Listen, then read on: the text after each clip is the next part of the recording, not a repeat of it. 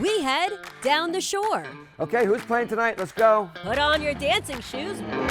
We're inside one of the cathedrals of rock and roll. Thank you very much. The legendary Stone Pony. Plus, I'm getting the hang of this now. Check in with us at the Atlantic City Hotel. That's a sure bet and tremendous fun for the whole family. And Mozzarella, mozzarella. or in New Jersey we call it mozz. Mozz. We're serving up Jersey's finest Italian food. All right, Channel 12, we did it. From the dunes of Sandy Hook, to the old Victorians of Cape May. buckle up. We're heading south to meet the people and explore the places that make up the heartbeat of Jersey. Down the shore. Sponsored by Precision Tech Home Services.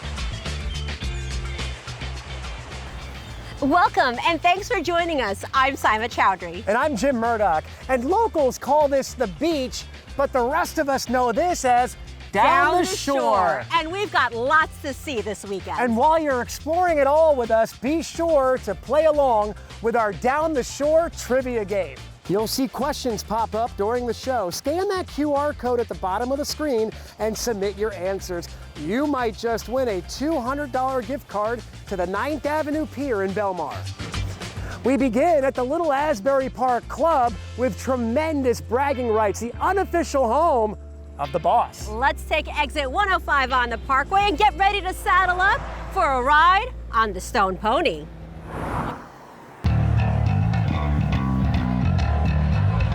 It's a Saturday night in Asbury Park, and the Vibratones are about to take the stage. But this isn't just any stage, and this isn't just any bar. That's because in a world where local music venues can catapult a band to global stardom, Let's please welcome the Vibratones! New Jersey is a one-horse town. This is the Stone Pony.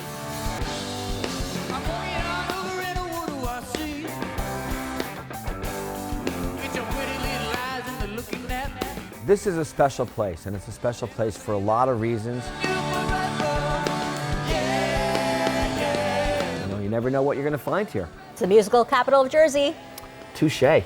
Kyle Brendel is the Stone Pony's longtime house promoter. He's been here since the early 80s when a local favorite named Bruce Springsteen was still an up-and-comer, and Bon Jovi was just the name of a Sayreville teenager and not a rock and roll Hall of Fame band. Rock and roll stars from New Jersey are symbiotic with the Stone Pony. Of course, everybody knows that Bruce Springsteen, Little Steve and Southside Johnny, John Bon Jovi. Just to name a few. The Stone Pony has been making music and history since it first opened more than half a century ago in 1974. And all through the 80s, it was one of the most important venues in the Garden State. You know, and there's lots of other regulars that were here through the years that rose to all kinds of heights of success. You know, Sebastian Bach, the Smithereens, Joan Jett, Blues Travel. I could just go on and on and on.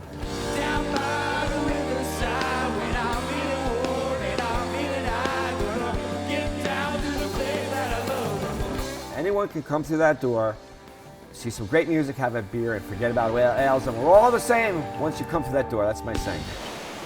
But they stopped coming through the door in the 90s when Asbury Park went through what Brendel calls the dark ages. It was literally that fans would come park outside, run in, get out, show ends, get in their car and go. There wasn't a slice of pizza, ice cream, or anything.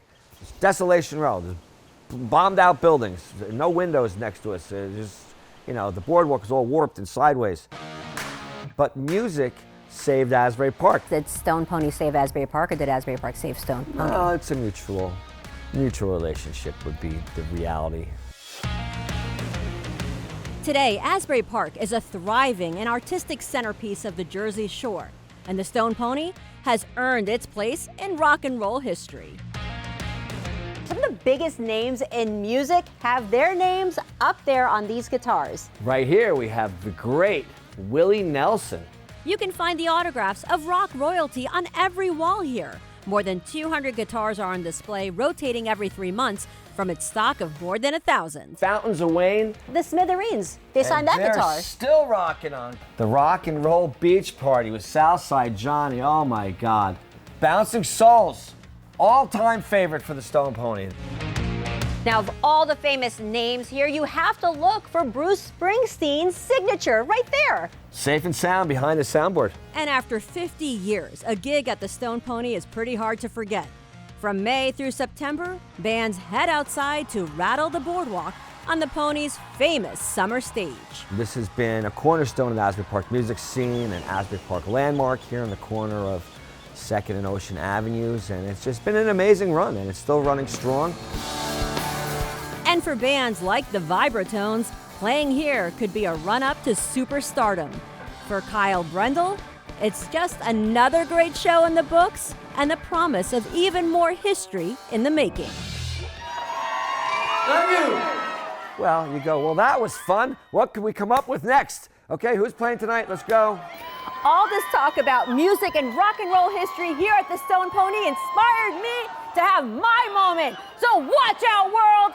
I'm Simon Chowdhury, and this is News 12 Down the Shore!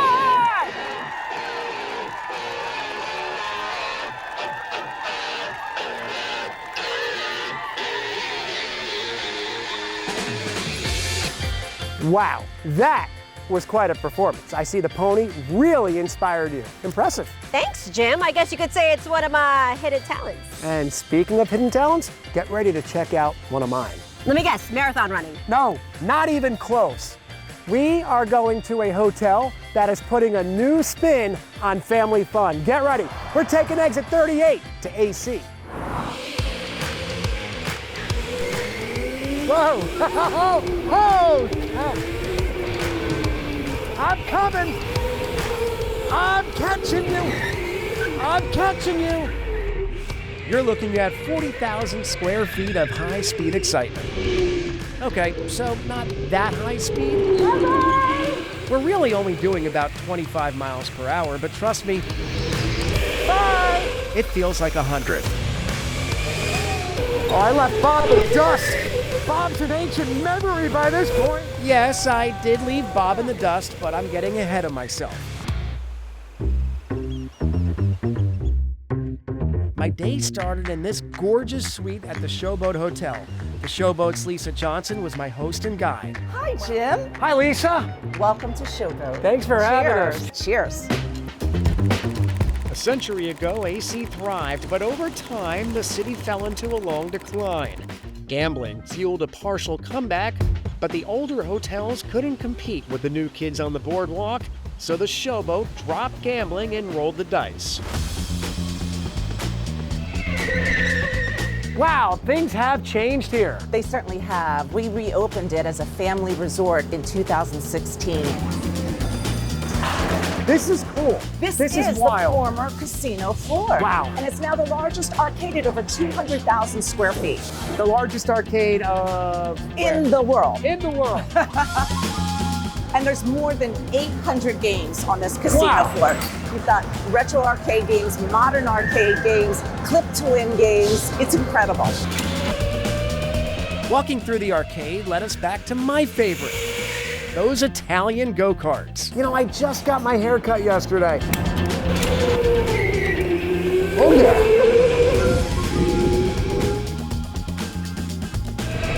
I'm getting the hang of this now. Woo! It's fun, it's fast, and it's safe, but there's so much more to do here. Like the Island Water Park. Welcome to Island Water Park. Wow, this is massive. 130,000 square feet. How many slides can they fit in here? 11 water slides. And we have a kiddie section, we have a family section, we have the adult section with the only swim-up bar in Atlantic City. Cheers. All right. Go have fun. I will see you in a few minutes. Let's go. Did someone say water slides?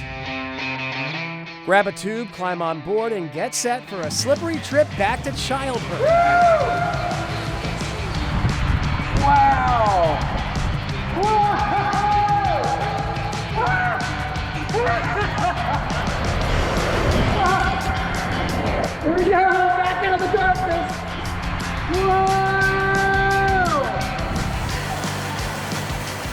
After shooting the tube, it was time to tackle the waves.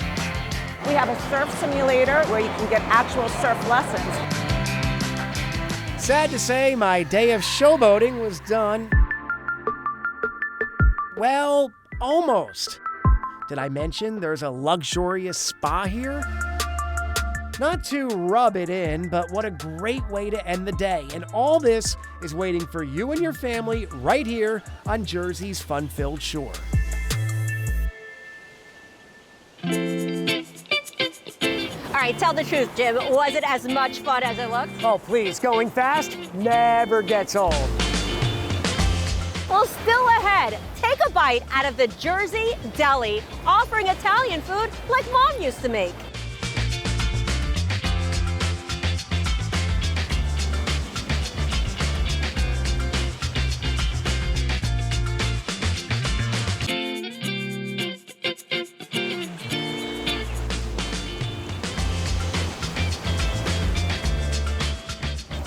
Welcome back to Down the Shore. More than 5.5 million Italians immigrated to the United States before the turn of the last century, many of them settling right here at the Jersey Shore. Bringing countless skills, none more treasured than their glorious food.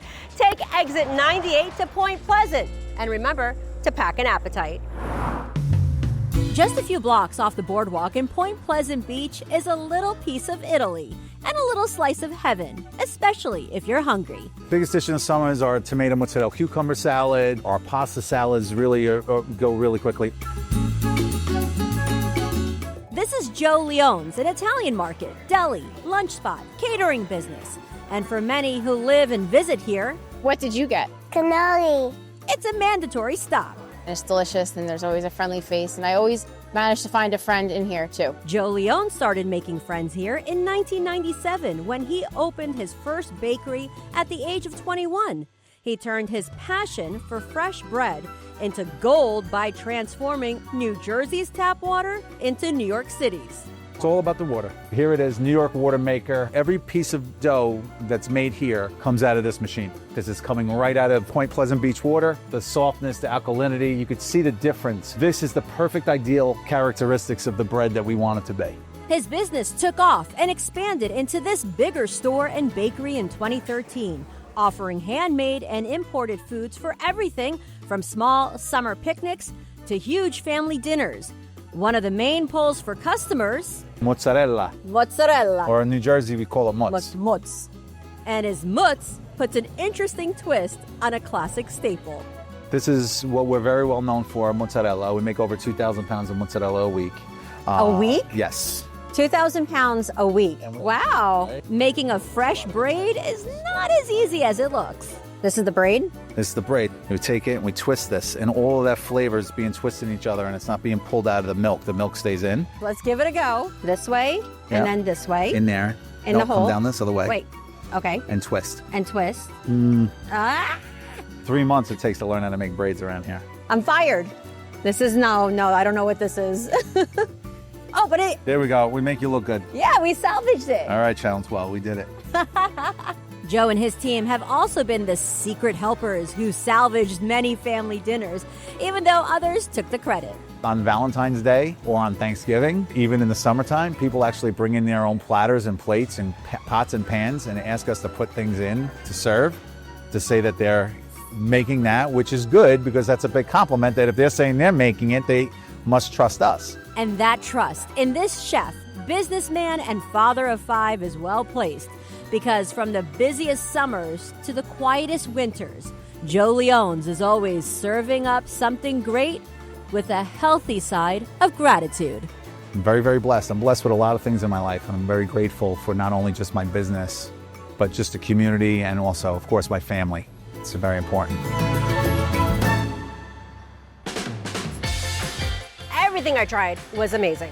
And what better way to top off a delicious meal than with something sweet? So let's go on and take exit 30 to the mouth-watering home of Shrivers Saltwater Taffy.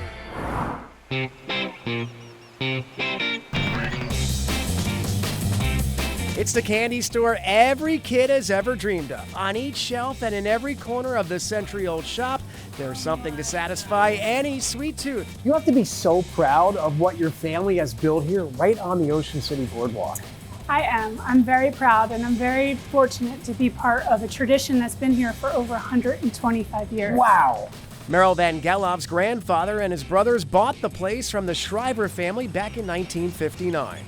And now my husband and I run it, and hopefully my children will too. And the secret family recipes got handed down through the generations. We have fudge, we have macaroons, we dip our own apples, and we enrobe chocolates in the back as well.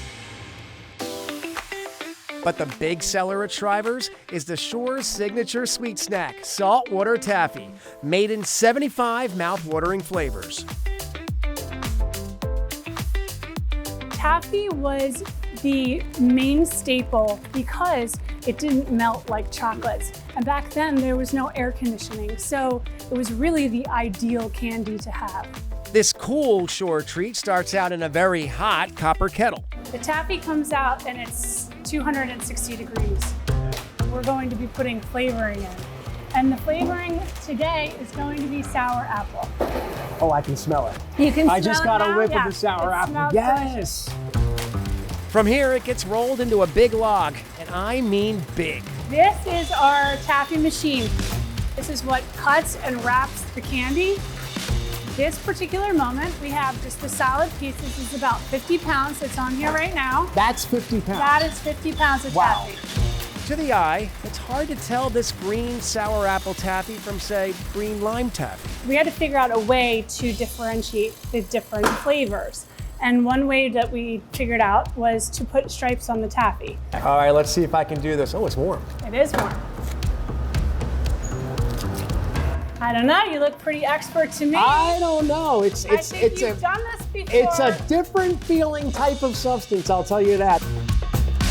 Right now you can see he's putting on the red stripe. That is your That's red. my red going into the sour apple. Absolutely. This is ready to go. This is ready to eat. All right, cheers. Let's do it. And it's that taste that makes memories. How did you do? That's delicious. Oh my gosh. Calling Shrivers just a candy store would be like calling the Jersey Shore just another beach. I love that we're a tradition. I love that people have come back here year after year to have the same feeling and to remember what it was like when they were young with their grandparents, and it's really special. You went to Shrivers and didn't bring me back any taffy? Oh no, of course I did. It's in my office, on my desk. Ask me about it later. I will. All right. Well, up next, one of the biggest attractions at the Jersey Shore, we're talking about the gentle giant of Margate.